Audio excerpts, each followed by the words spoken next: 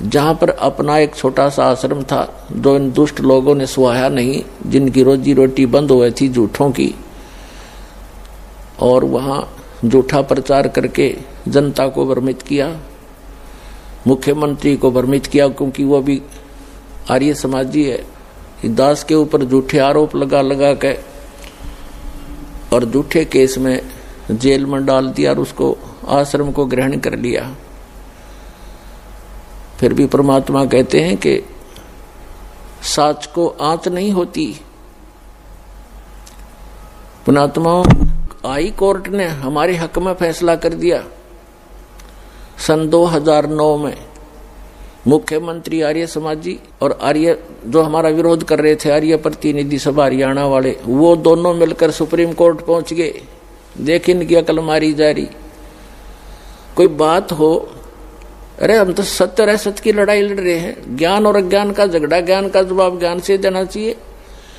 अब supreme court में ऐसा मुंह पे थप्पड़ मार दिया परमात्मा ने उनके 8 वकील, 6 तो सरकार के, 2 उनके टॉप मोस्ट वकील कर रखे। हमारा ओरिजिनल वकील भी नहीं जा रहा था, उसको कोई काम हो गया अचानक, और परमात्मा के बच्चों को आश्रम दिवा दिया। इससे बड़ा चमत्कार पुण्यात्मा कोई नहीं हो सकता। अब भगवान से बाहर कौन जाएगा? ये जज क्या है? ये भी परमात्मा के रिमोट से चलते हैं, उसी के बच्चे हैं, उनकी बुद्धि उनके हाथ में है।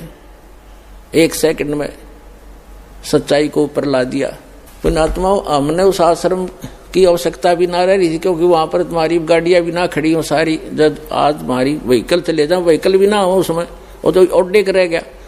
लेकिन इनकी जात का बेड़ा पट गया कि इसे मुख्यमंत्री होया करें। राजा को चाहिए दोनों तरफ की बात सुनकर जब डिसीजन लेना चाहिए। एक तरफ जुआ जुड़ जा, तो ये कलयुगी राजाएं हैं। पुराने राजाओं का आप हिसाब लाओ। रामचंद्र जी राजा थे अयोध्या के, वो किसी मंत्री या किसी अपने साथी की बात में विश्वास नहीं करते थे, भगवान से डरने वाले थे। यदि कोई ऐसी जटिल समस्या होती, वो स्वयं वेश बदल कर जाया करते थे और निष्कर्ष निकाल कर निर्णय लिया करते थे। राजकाल के राजा उनकी पार्टी के 2 बात कह दे, फलाना ऐसा है, दकड़ा ऐसा है, कर दो उसका नाश। लेकिन हमारे साथ भगवान है, हमारा विरोध करने वालों का नाश हो जाएगा, भगवान के बच्चों का नाश आज तक हुआ नहीं, हर ना होगा।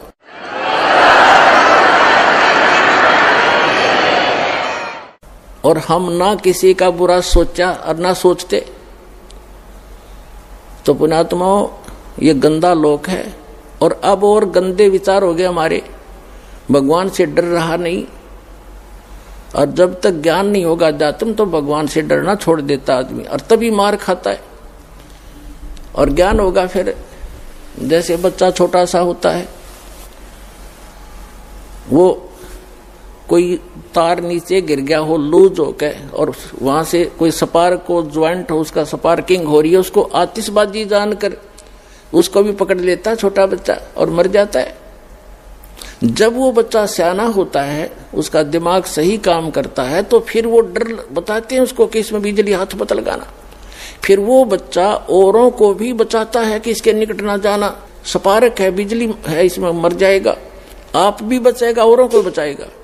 तो इसी प्रकार जैसे कोई बच्चा कोई बोतल रखी है जिसमें विष हो, और वो लगा के मुंह को पी लेता, उसको पता ही नहीं, मर जाता है।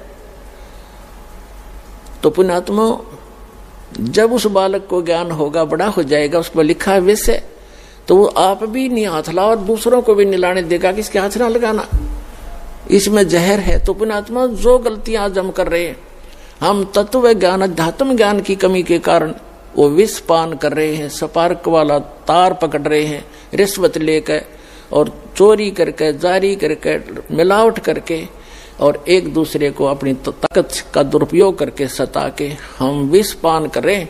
और जब ज्ञान होगा, हाथ भी नहीं लावेंगे, चाहे कुछ भी हो, भूखे मर लेंगे पर बुराई नहीं कर सकते।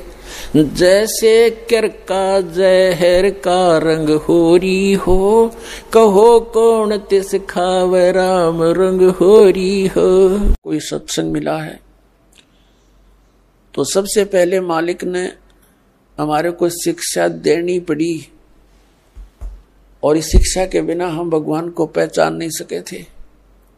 उनको मालूम था कि ये खूब बिगड़ेंगे, शिक्षा होते ही ये खूब अवाम उड़ेंगे, वैज्ञानिक पाक गए हैं, बना के परमात्मा गॉड गिवन मटेरियल पर अनुसंधान करके ये भगवान से दूर करने लग गए। आप भी होने लगे। कहीं भगवान नहीं है, एक विश्व नियम है, एक एलिमेंट खोज लिया है, उससे सब कुछ बनता है। वो एलिमेंट किसने बनाया? इन वैज्ञानिकों ने बना दिया।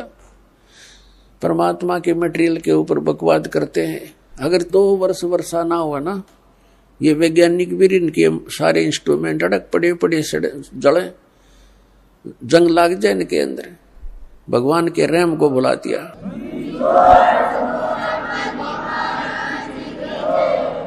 भगवान से कोसों दूर कर दिया हमारे को।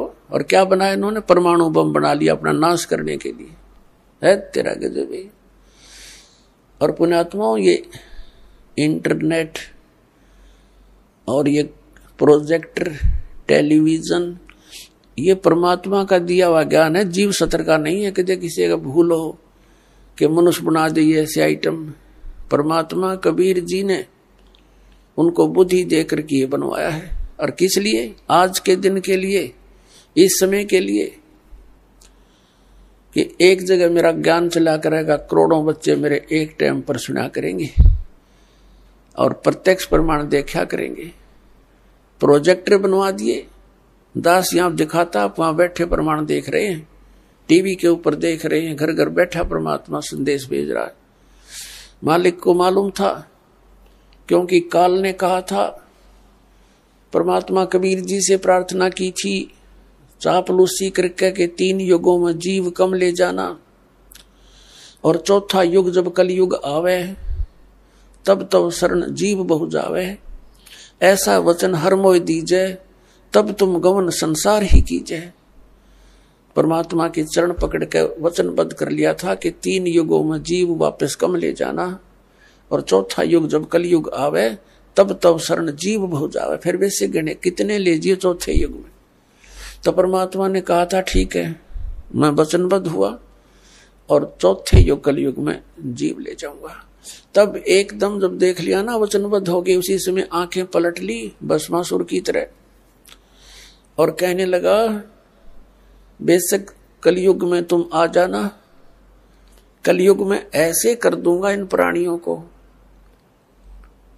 कि ये भक्ति योग्य नहीं रहेंगे, इनके इतने मलिन आत्मा कर दूंगा, और मंदिर, मस्जिद और छोटी तीर्थों पर इनके ऊपर, धामों के ऊपर आश्रित कर दूंगा, और देवी देवताओं की पूजा पर इनको आरूढ़ कर दूंगा। आपकी कोई भी बात नहीं सुनेगा, और आ जाना बेशक। बेशक कहा था, जोग जीत जाओ संसारा, जीव न माने कहा तुम्हारा, जीव तुम्हारा कहा न माने, हमारी ओढ़ हो बाद बखाने। ऐसे उल्टे पाठ पढ़वा दूंगा अपने नकली दूध बेच के कि तुम्हारे साथ तुम्हारे ही बच्चे वाद विवाद क्या करेंगे मेरी और मेरा पक्ष में हो करके। जैसे परमात्मा 600 वर्ष पहले आए थे, उस समय वो क्यों आए थे? इसलिए आए थे कि इस कलयुग में वो मेरे बच्चे मुझे पहचान लेंगे। वो लीला करके चले गए जो भगवान किया करता है। अब उस भगवान के पहचानने में हमें बहुत आसानी हो गई है। यदि 600 वर्ष पहले परमात्मा ना आते तो हम कैसे पहचानते परमात्मा कौन है? भगवान जो लीला किया करते हैं वो प्रत्येक युग में ऐसी ही करते हैं, और उन लीलाओं का प्रमाण हमारे सदग्रंथों में मिलता है। पवित्र 4 वेदों में परमेश्वर की वो महिमा का गुणगान है जो भगवान किया करता है। तो वो लीलाएं किसने की? वो 600 वर्ष पहले बनारस में, काशी शहर में, भारतवर्ष के इस पावन धरती पर आए थे, दुल्हा रूप में, धानक रूप में रहे थे 120 वर्ष। वो कबीर परमात्मा, उन्होंने वो लीलाएं की हैं जो वेदों में प्रमाण है जिनका। तो who is God? Kabir is God. परमात्मा कौन है? कबीर साहब परमात्मा है। और परमेश्वर ने 600 वर्ष पहले कहा था वेद मेरा भेद है, मैं ना वेदन के माही, और जौन वेद से मैं मिलूं ये वेद जानते नहीं। परमात्मा ने कहा था कि ये चारों वेद मेरा ही भेद यानी मेरी महिमा का गुणगान ही कर रहे हैं, लेकिन इन 4 वेदों में वर्णित विधि से मेरी प्राप्ति नहीं हो सकती, सतलोक प्राप्ति नहीं हो सकती, अमरलोक प्राप्ति नहीं हो सकती। इनमें पूजा की विधि नहीं है वो जो सतलोक जा सके हम। तो उसकी पूर्ति करने के लिए परमात्मा स्वयं आते प्रत्येक युग में और अपने मुख कमल से वाणी बोलते हैं।